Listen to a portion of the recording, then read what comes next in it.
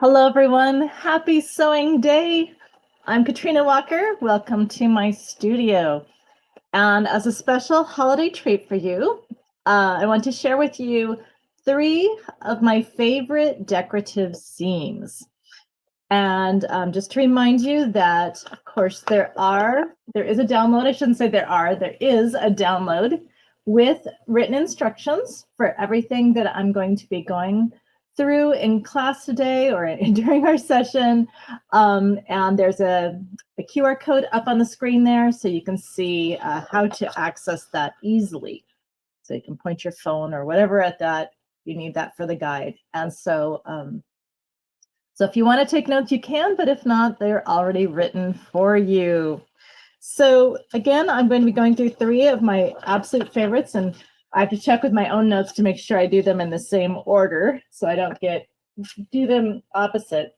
But I have some fun little trunk show items for you to show you as well. So excuse me if I'm stuttering a bit. It's been kind of a crazy morning for me. So I'll get my brain into sewing mode and we'll get going. So the first seam I'd like to share with you is one that's called a closed slot seam. So a closed slot seam is a decorative seam. So it has a decorative underlay. It's a slot seam. So there's an underlay behind the seam. But because it's a closed slot, the edges of the seam technically will meet in the center, but there's a little bit of a peekaboo effect that happens when you sew this seam. So that's the fun of it. So let me grab my first example here. So this is a jacket that was done. This is made from a Vogue pattern. It's a vintage Vogue pattern, and it has the closed slot seams, but actually I'm going to change my mind. I'll show you one other example first because I think it'll be even more obvious on this one. So this is actually another Vogue pattern. Was adapted from one, at least. It's not true to the original, but that's where I started. So anyway, if you look at these seams, let me put this on my overhead. So you look at the seams of this jacket. If I give them a little pull, you can see how they've been top stitched. Oops, that one isn't one, but this one is. So if I give a little pull on it, you see that white that shows up behind that. So this is a closed slot seam. I thought I did it on all the seams, but I guess not the side seam.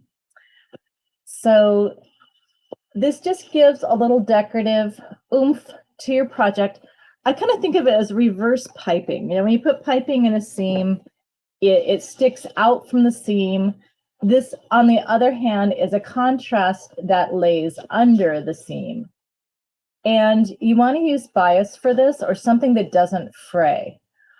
Preferably bias, because the bias will give just a little bit, which helps kind of with that little bit of peekaboo effect. Now I'm going to put this on even closer up. Let's see. So that maybe you can see it even a little bit clearer. Let me refocus my camera here. Okay. So again, so here's the edges of the seam, and here's that underlayment. So when you're doing a closed slot seam, you need to think about where you're going to put your top stitching. So this is a seam that always has top stitching, but you do need to think about where you're going to put the top stitching. So, because that will make a difference on how wide your seam appears. So let me show you a couple other examples before I show you. Now, the good news is, if you're thinking, oh gosh, I don't know about this, the good news is this is super easy to sew. It's super easy. And so don't be worried that this is going to be really hard. Everything I'm showing you in class today is actually really quite easy to do. But the dramatic visual impact is completely worth it. So let me just show you another example. This is the one I actually grabbed first. So this is that Vogue jacket. And I'll put this on the closer up. Okay. So again, I did my top stitching fairly close. Now, what's kind of fun about the top stitching on this particular jacket is that because this is a twill, it almost looks like cording. but it's not. It's just top stitching along the seam. Now, in this case, with this jacket has such extreme curves in the design that I actually had to cut my backing piece of bias. So this is actually wool crepe. Behind the seams here is wool crepe. And I actually, even with wool crepe cut on the bias, it wasn't quite curvy enough to go around the corner gracefully.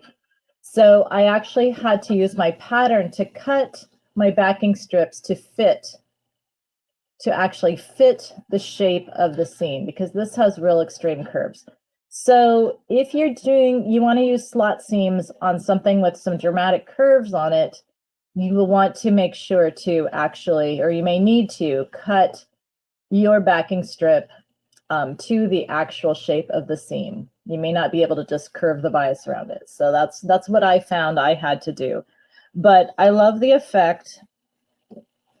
It really brings out the dramatic seaming detail in this jacket. And again, it's easy to sew. So I have one more example I'm going to show you before I start sewing. And one other place you can use slot seams, these are deeper slot seams in the back of this dress. And another place you can use these is to hide a closure. So Threads Magazine actually had an article from, I think, the 80s. And I want to say it was a Bill Blast jacket. And it had these big, deep, closed slot seams going horizontally across the front of this jacket. And where the jacket met, they actually had hidden the buttonholes and buttons inside that slot seam. So in this case, so that really inspired me. So the top stitching on this slot seam, these are a full 1/2 inch away from the seam edge. So I had to make my seam allowances a little wider. But the top stitching's 1/2 inch away. So this is a very deep slot seam. So again, you play around with this. You do some different samples, see what you like, and you can adjust the top stitching. Normally when you sew this, if you're top stitching fairly close to the edge, you don't have to adjust your seam allowances. But I did, because in this case, I wanted to hide my zipper. Now this is actually, ironically, an invisible zipper anyway, but I inserted the invisible zipper into my backing fabric, and then went ahead and did my slot seam with the zipper already made. So it was a very easy way to install a zipper, and more importantly, to hide a zipper so that nobody needs to see where your closure is or see your closure. So that's another way to use a slot seam, is to be sneaky and hide your closures. So it can be kind of practical too. All right, so let me show you how easy it is to sew one of these, because it truly is super easy. My favorite kind of seam, it's easy and it's beautiful. All right, so of course you need to have some sort of strip of fabric. I only need 2 pieces to make a seam. Sample fabric here. So we just need a couple pieces of fabric, and you need to have some sort of backing fabric. Now this can be, again, it can be bias. That's more typical, because bias, of course, is not going to fray. It's a safe choice. But you could use lace, you could use ribbon, you can use all kinds of things behind the seams. Now I actually, it's no longer in my possession because I gave it to someone, but I actually had a suit one time that I found at a consignment store that was made out of a boiled wool, and they had closed slot seams, but they had actually put like a stretchy, like a mesh, a knit mesh behind the seams, and then stitched it. And it was quite dramatic. I'm pretty sure the skirt must have been lined, or else it would have been a little bit risque. But anyhow, they had actually used this, and the boiled wool, they'd actually cut away the seams. So it was just raw edge along the seam lines. And then it was this stretchy mesh behind it, which again, I thought was very clever. And I'll have to try that sometime. So let me go ahead, and the first thing we're going to do is we're going to just go ahead and sew a regular seam, and we're going to use a basting stitch. So by basting stitch, I mean I'm just going to sew with a regular seam, and I'm just going to lengthen the stitch length. So, oops, wake up my machine. So I'm just using a plain old straight stitch, but I'm going to lengthen. I think this goes to like 5.0. Yeah, so I'm just lengthening the stitch length as far as it'll go. And we're just going to go ahead and sew a regular seam. So 5/8 of an inch or 15 millimeters, whatever, depending on whether your metric or imperial measurements. So we're just going to baste our seam because of course eventually this is going to be top stitched.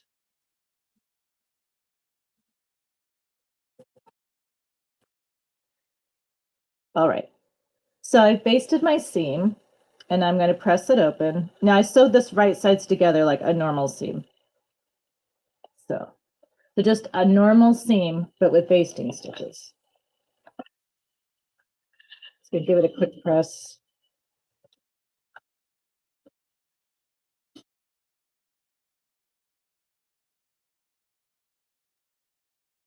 Sometimes I like to steam it a bit before I actually press it.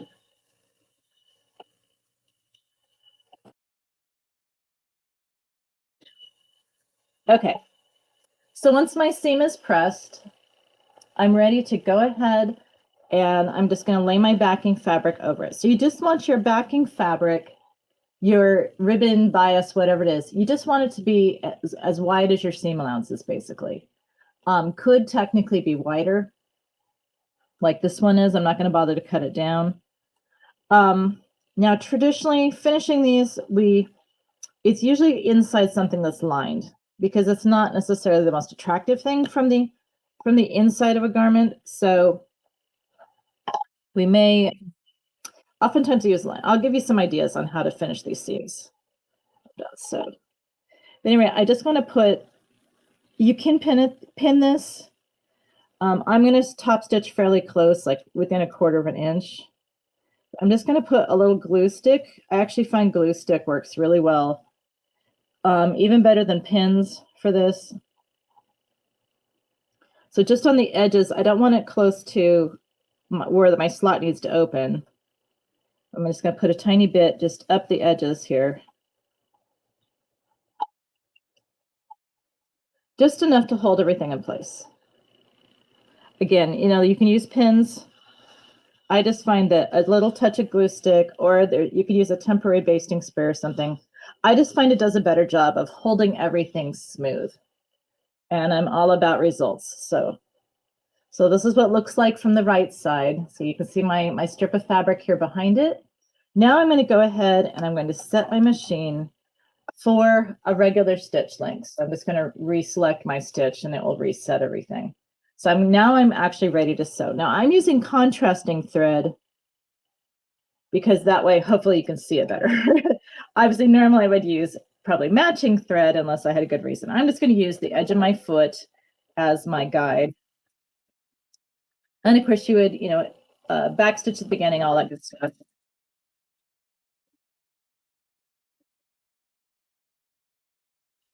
I didn't bother to cut my pieces exactly the same, but so I'm going to sew one side and then I'm going to sew the other side. I'm trying to practice directional sewing. That's why I'm doing this same way. When we sew a seam, we try to sew always from basically top to bottom, for example. I wouldn't say I sewed very straight here toward the bottom, but that's okay. We'll just pretend that part didn't.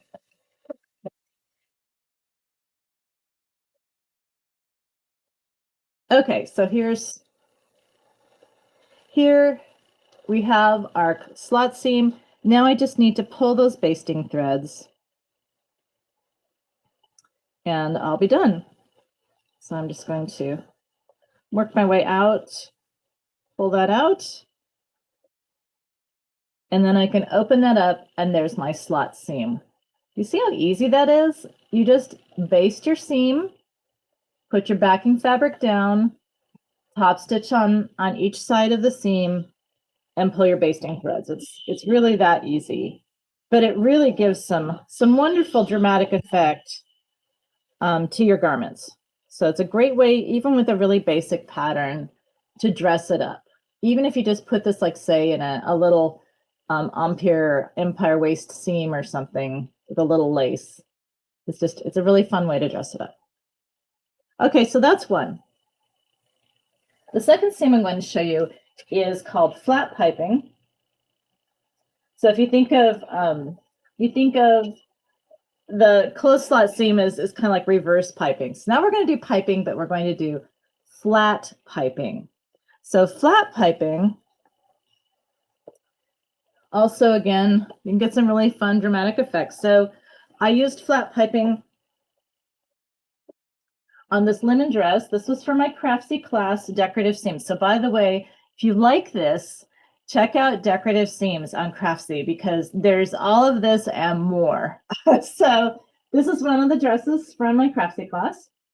And so I really liked I found these linen blends that all coordinated with each other. And this plaid has the olive green and it has the neutral and it has this lipstick orange, I think they called it. So I didn't want to do a dress out of lipstick orange, but I thought it'd be fun to do accents. So I used flat piping to accentuate the panels and even the bottom.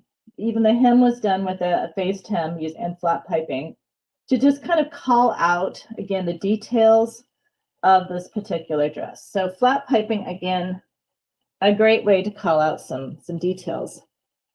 So I used it for much more dramatic effect. Again, this is in Craftsy class, Decorative Seams. Tells you all about how to do these fancy panels. But they're basically just done with flat piping. So in this case, the piping was actually created panels with it that were then used for that piece of the blouse. And then this is flat piping here along the seam as well. But again, if you want to know how to do this, but to create these panels, that's in Decorative Seams, the Craftsy class. But we do see it occasionally in ready to wear. This is a denim jacket, a little denim jacket, and they've used flat piping again. They've used it on the yoke seam. They actually also used it a little bit along the top. Let me put this on my overhead. So this is kind of cool. So this is a piece of knit. Oh, good. I'm so glad someone loved the idea of using the slot seam for the zippers. Yay. So here's, yeah, I thought that was just brilliant when I saw the buttons and buttonholes hidden in it. So here is, this is a piece of knit. This is a piece of basically it's like a sweater knit. It's pretty bulky. But at any rate, they've used this as flat piping. They've inserted in this yoke, and look how fun this is. So they actually inserted it also into the sleeve seam, just to the front and back yoke. Isn't that clever? And of course, down the front seams and the back.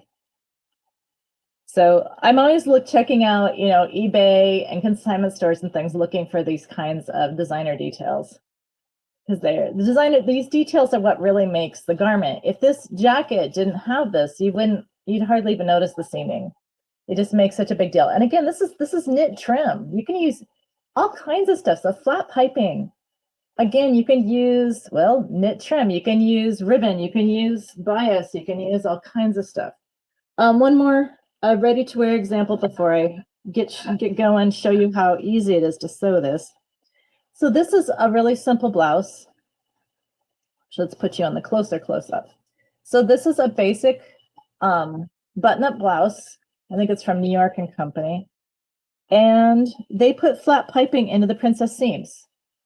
And it's self fabric. But again, just to give, so it's not a loud detail like my lipstick orange, but it's just enough to give a little call out to the construction details. So, every seam, I hope you look, when you're sewing and you're looking at a project and you're looking at that pattern, before you start, I would hope you look at every seam as not only a fit opportunity, but also a detail, a design opportunity. So let me just repeat that. Every seam is a design opportunity. It's like, repeat after me. Every seam is a design opportunity. So again, flat piping. So this was actually self fabric. They just insert it into the seams to give this little button-down blouse, button-up blouse. I haven't even buttoned it, but just to give it just a little bit more oomph on the detailing. Oops, it's got a thread on it. That's a little extra detail. There we go. So anyhow, it doesn't have to just be crazy designer stuff. That was a basic blouse. Okay, so how to do this? Super easy. So as I suggest, this is flat piping. So we're going to make a sandwich, the best kind of sandwich, right? So we're going to have our piping. I'm just going to use a 5/8 inch seam allowance. So this is going to be fairly wide because this is just a piece from a jelly roll. So this is the right side of your fabric. So just like normal. So, you know, right sides. Oops, not that pen. That pen's toast. There we go. So this is the right side of your fabric, of course. So this is my little jelly roll. It's been pressed in half. So I'm just going to line up the raw edges. Take my second piece of fabric, of course, right sides together, just like normal. And of course, I'd pin this or what have you. I'm just going to go ahead and sew it, but you know, pin as needed. All right, so let's go to the machine and we're just going to sew a seam. So I'm still set up just for a regular seam.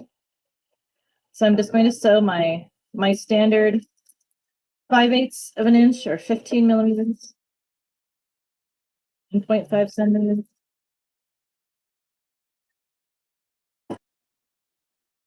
Okay.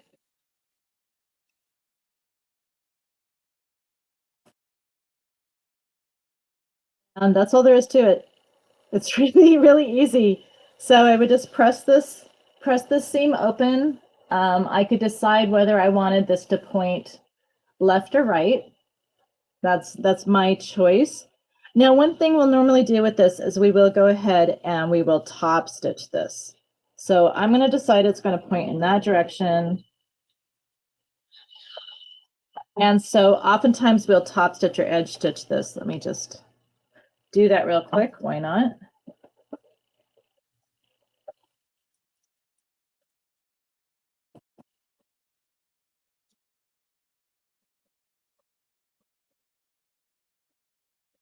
There we go.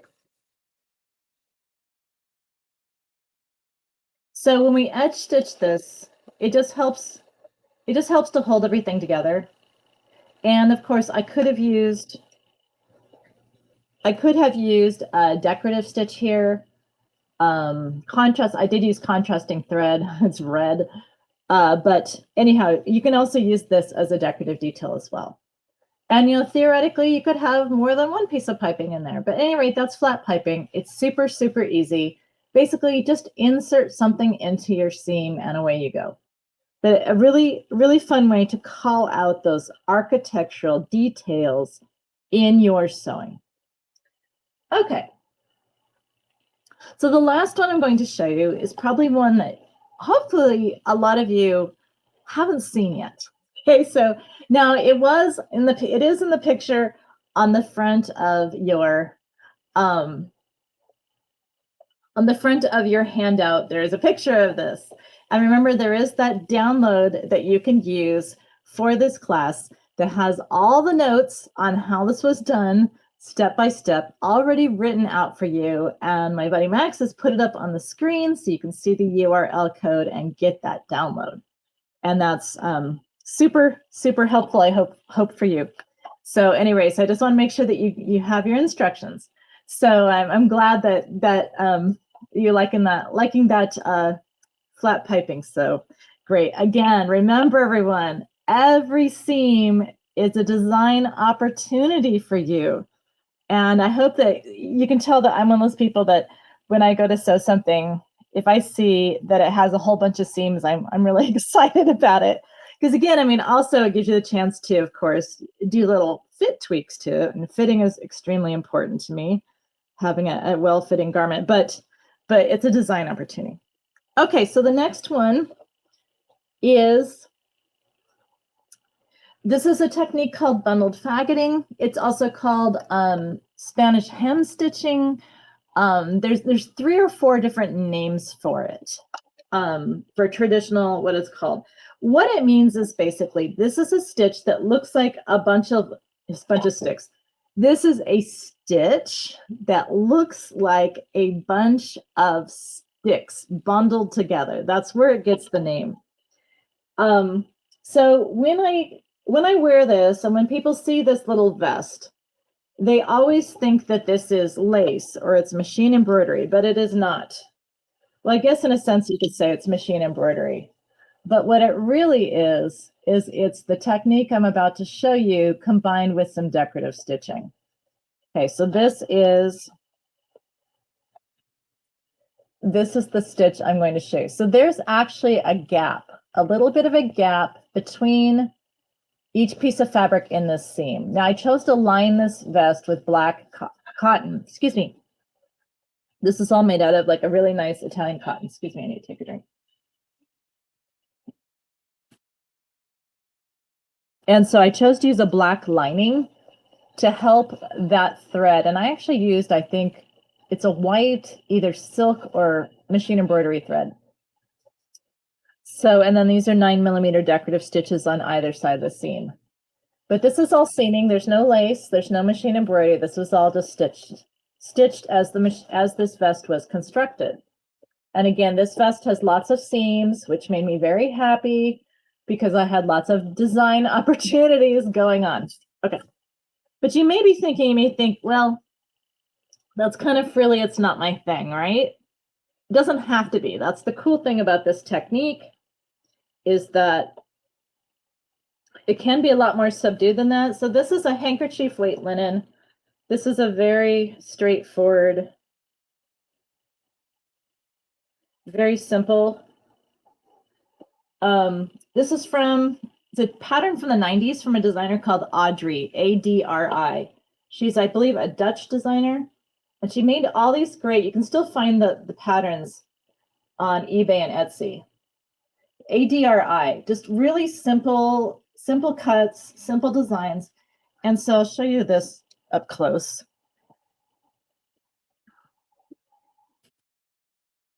So in this case, so I used contrasting thread again. Let me actually go to the closer up. So there we go. Actually, I'm going to focus one more time. Oh, much better. Okay, so here we have again that same stitch. So see how there's like these bridging stitches, and then we are going to bundle those up. So they look kind of like little stars or little bundles of sticks. So there's our little stars. And in this case, so for a seam for the edges, I chose to go ahead and I simply use, this is actually a stretch stitch. It's just considered a construction stitch in my machine, but I didn't want anything frilly. This is pretty basic. And the way this is sewn, so again, this is handkerchief weight linen. It's very sheer, or at least relatively sheer. Translucent maybe is a better word. I don't know. Anyway, semi-sheer. So basically, after the seam was sewn, those seam allowances were turned under so that when I was doing my top stitching, it catches us all together. And I will tell you that when I pick up this garment, I'm happy to say I have to look closely to make sure which is the inside and which is the outside.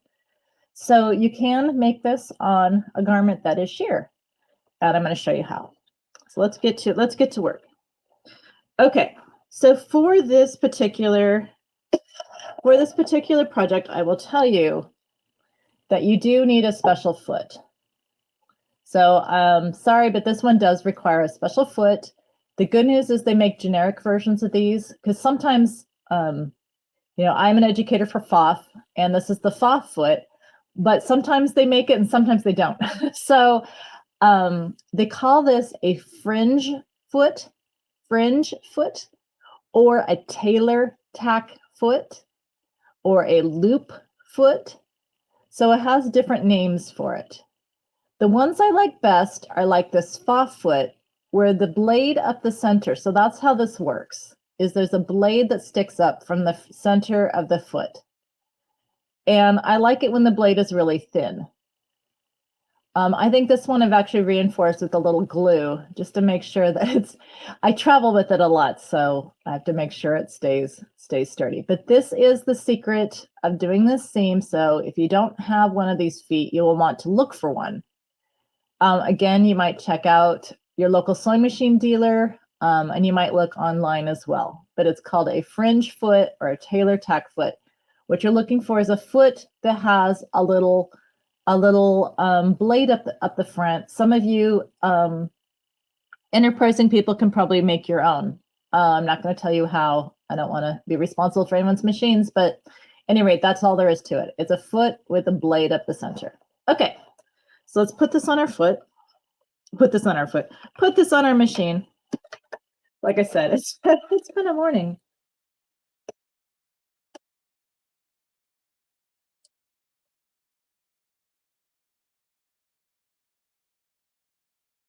So foot goes on just like a normal foot, but we need to set our machine. Of course, if I were to start stitching now with a straight stitch, I'm going to break my needle on that blade.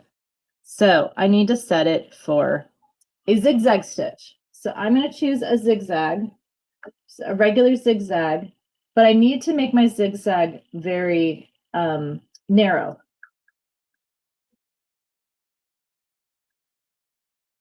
So I'm going to make it very narrow, make a little bit wider than that. Okay, very narrow. And then we have the ability to, we can lengthen or shorten our stitch length too.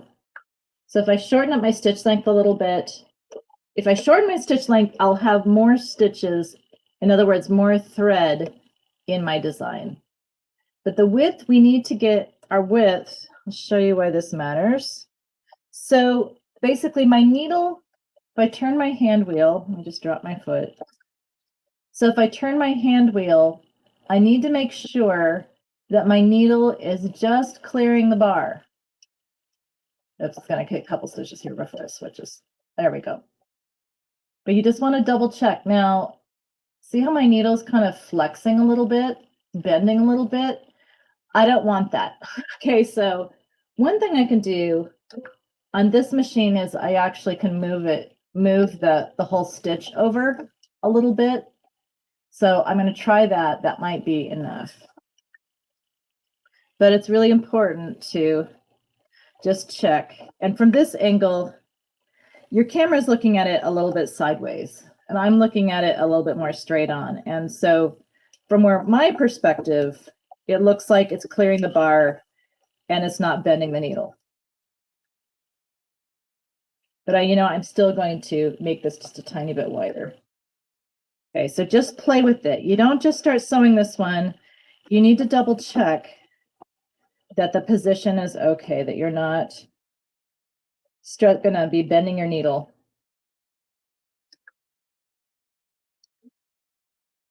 And yes, so this is the fussy part. The actual sewing part's easy. Okay, the other thing you might choose to do is you also might choose, and I see I went ahead back to center position. You might also choose to play around with the tension of this stitch. So if I go to my edit stitch down here at the bottom, I might play around with my tension settings as well. So you might choose to loosen up your tension. The goal here is to have big sloppy loops.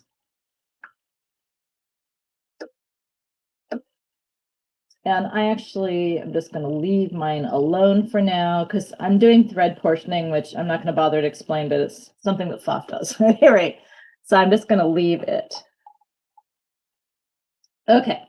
So, all right, we're ready to sew. All right, so this works best. This technique works best on a lightweight, crisp fabric. So the thinner the fabric, the more dramatic the gap you can make. So again, you want to test this. This is not a seam that you just run out and just slap your fabric down and start sewing. You want to test it first. You want to make sure it's going to work. But thin, crisp fabrics. This is a really lightweight cotton broadcloth. It should be fine. But test first. This is one you want to test first. So see, so my machine's just going to stitch right over the top of those loops. I mean, right over the top of the bar to create loops. Excuse me.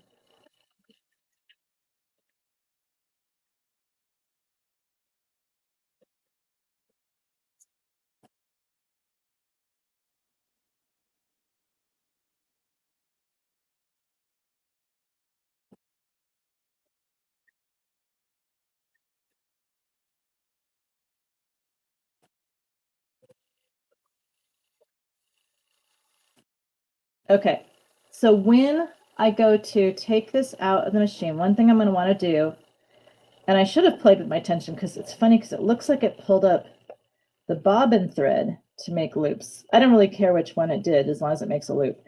But I loosened up my tension and I pinched the end of my seam so I don't accidentally crush or pull my loops out.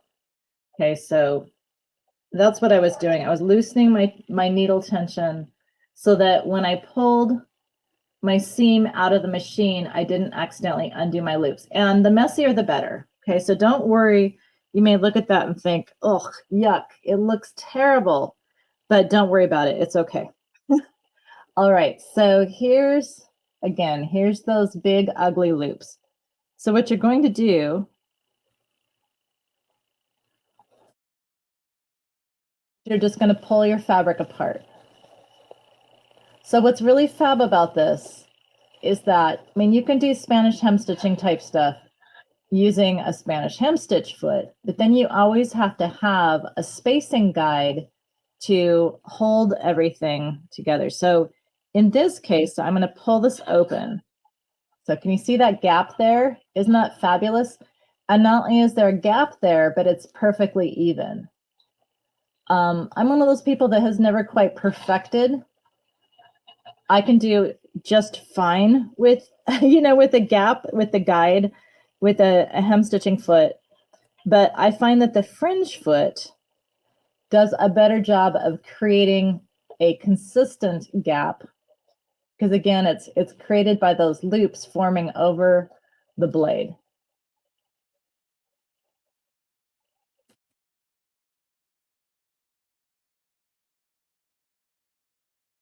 So it makes a gap. So the big thing right here, and this is why I'm showing you close up and personal here, is that you don't want to press this yet. So you want to use your hands and just gently pull this apart, but don't press yet because what'll happen is you'll end up closing up the gap. So we still have another row of stitching to go. Okay, so we've made our little loops. Now we need to bundle them up together, right? Because we need to make those little stars. Now you could just stick with the ladder pattern if you wanted, but that's not as exciting. Okay, so I'm going to change feet back to just a normal sewing foot. And I need to set my machine. This time I'm going to go for, it's called a triple straight stitch, or it's also called a stretch straight stitch. Anyway, it's the one that's usually bold. See how this one's kind of just, it's one width, this one is wider. And this is the stitch that goes back and forth, back and forth, back and forth, back and forth as it sews. All right, so this one. And I'm just going to leave the stitch length settings and all that just as it is, not worry about it. So machine made. So as I sew, I'm going to kind of keep some horizontal pressure. So I'm kind of pulling away from center to keep that gap as open as I can. And I'm going to stitch up the center. So it may not look centered on your skin. I guess it doesn't look too bad, but I'm basically going to center that gap. And luckily on this foot, the little red marks are pretty ideal. And just back and forth, back and forth, back and forth up the middle.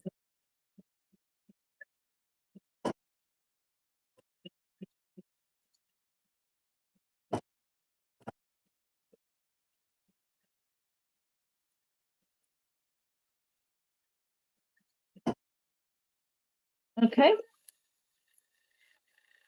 And that's what creates those little stars, is that back and forth, back and forth, back and forth. Up the center of your stitching is going to bundle them up together. Okay, now you can press it. So there's all my little stars.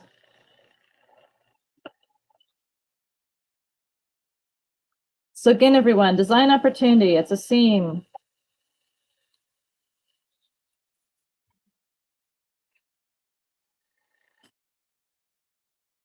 Okay, so there's my bundled faceted seam. And now to finish this, if I'm working with a sheer or something where you're actually an unlined jacket or something, I just simply turn the seam allowances under, turn the seam allowance under toward the center, and I choose some sort of stitch. It could even be a straight stitch, but I use some sort of stitch to stitch it down. Now here's a little trick. This is a wash away stabilizer. You can also find wash away paper tape. So that's a paper, it's a wash away paper. That's, so you can get it as a sticky. I could also use a little glue stick, but stabilizer helps your decorative stitches to look better anyway. And so this, you can cut pieces of stabilizer to match, just cut it wide enough, just in strips. And if you use that sticky stabilizer, you can use it to hold your seam allowances in place while you're sewing your decorative seams. And then when all is said and done, you would wash your garment and it would wash out. But that's what I like to do to make it super easy to not only stitch that, but also it gives it support to your stitching while you're sewing. So let's go to, so like for instance, so on my my little Audrey jacket, it was really truly just I'm trying to think of which stitch it was. It was just one of these. It was just a really basic stitch, nothing fancy. In fact, let's just grab one of these. And so we'll just, we'll do one of those. Go to, and so again, now this isn't that's not a zigzag foot. I need a foot. A zigzag foot has a tunnel on the back. See this tunnel? That lets the zigzag stitches flow under your foot. If you use a straight stitch foot, your stitches won't slide as nicely after you stitch them. So make sure you use the correct feet when you're sewing. It does matter. So anyhow, so I'll just use that stitch.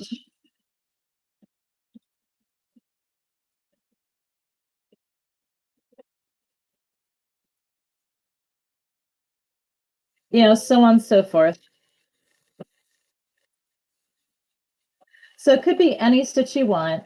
Just again, play around with different samples, play with different spacing. Obviously, I came in closer toward the end there, but you can do some really fun things. And see, I could switch this around the other side and have a whole different look. And this is just a basic utility stitch. This is an overcasting stitch for doing knit seam allowances. But the important thing is on the back, see, it's going to also secure my seam allowances. So if this was a reversible or a sheer garment, it's going to look the same and look nice front and back. So I hope you found that to be enlightening or interesting. And again, I just want to encourage you, if you really liked this kind of thing, there's an entire Craftsy class called Decorative Seams that features these and some others, and also some more ideas on what you can do with them. So I know that many of you, if not most of you, are Craftsy subscribers, so go check that out. But I'll just wait a moment, see if there's any questions you might have for me, and just see if anything pops up. But I hope you enjoyed this. I felt that it was a good time of year to give you something a little extra special, something to really dress up maybe some of those holiday projects. And actually I have coming up, for those of you who are premium or are the gold subscribers, have a membership for National Sewing Circle, I'm going to be doing a really fun holiday shrug here coming up soon for Facebook Live. So be sure to check that out if you're a member. Let's just see if there's, give you a moment, because I know there's a little delay. So see if there's any questions. But again, I know I've said it, I think 5 times now, but every seam is a design opportunity. And I hope that you will take that to heart and truly look and see. You know, I'm sure a lot of you have, you know, if you're a smart sewist, you have your tried and true patterns that you love, that you know that they fit you well, and you know they're easy to sew. So I hope that this will give you a whole new way to look at them and think about how you can give them a new life. Okay, so I haven't had any additional questions, so I'm going to go ahead and just say happy sewing, happy holidays, and I'll see you next year.